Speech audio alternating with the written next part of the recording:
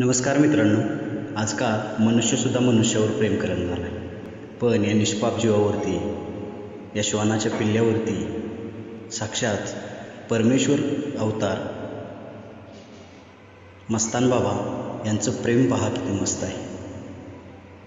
गुरुर्ब्रह्मा गुरुर्विष्णू गुरुर्देव महेश्वर गुरुर साक्षात परब्रह्म तस्मै श्री गुरुवे नमः. जय मस्तान बाबा.